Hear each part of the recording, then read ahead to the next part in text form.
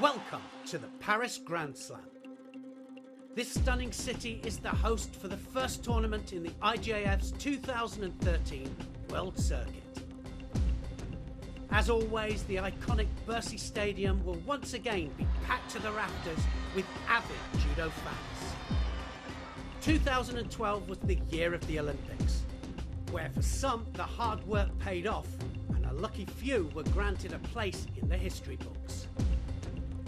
But now it's back to business as usual, with fighters and coaches eyeing up the coming World Championships, which this year come from Rio de Janeiro and promise to be bigger and better than ever before. And before that, there's the World Masters in Tumen, Siberia, for which IJF President Marius Visa signed the contracts in Paris with the world's media looking on.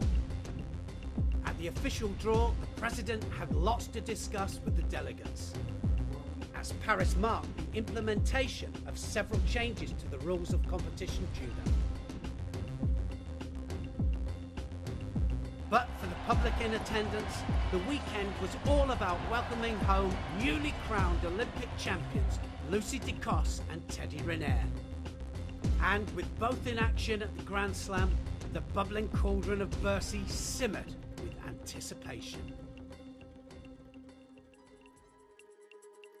But at under 60 kilograms, it's a Japanese fighter that's stirring things up.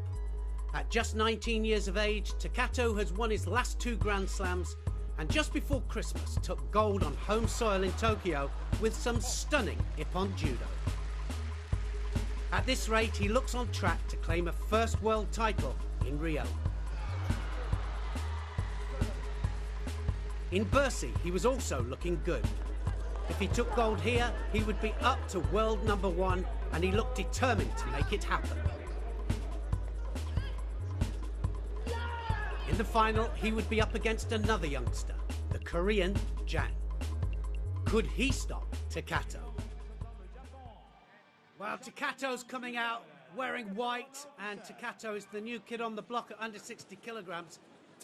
And Jang is in blue. Takato can go left and right, and he's got a left. Oh, beautiful Kouchi there, driving Jang over. Not quite a score, but a great variation in his technique, Takato, and he's growing with every match. He really is establishing himself as a contender for the world title later this year. There's a left Osoto attempt there from Jang. Jang looking for the same technique. Oh, look at that! Brilliant stuff! Tewaza, and he just collapses him over, and Jang could do nothing about it. That was brilliant stuff. Sumio Toshi, and, well, he just action-reaction at its best.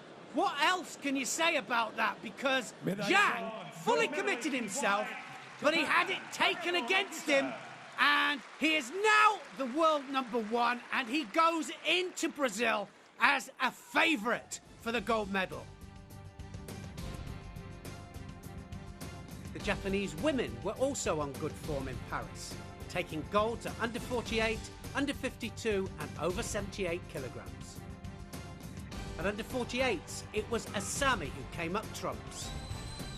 A Wazari against home favourite Pei in the final was enough to seal the deal for the double world champion. She stayed at world number 2, but is hot on the heels of number 1, Menezes. Up one way to under 52 kilograms, it was Hashimoto who triumphed. She saw out a tactical final against the powerful Kelmende, frustrating the Kosovan fighter and forcing her to concede penalties. The win pushed her up to world number 1. And finally, at over 78 kilograms, Takemoto took gold when she found herself on the right side of a disqualification to Olympic champion Ortiz. But in the final of the under 66 kilograms, there was domestic interest. Last year's defending champion Larosse was in action. The Frenchman had looked on blistering form on his way to the gold medal contest.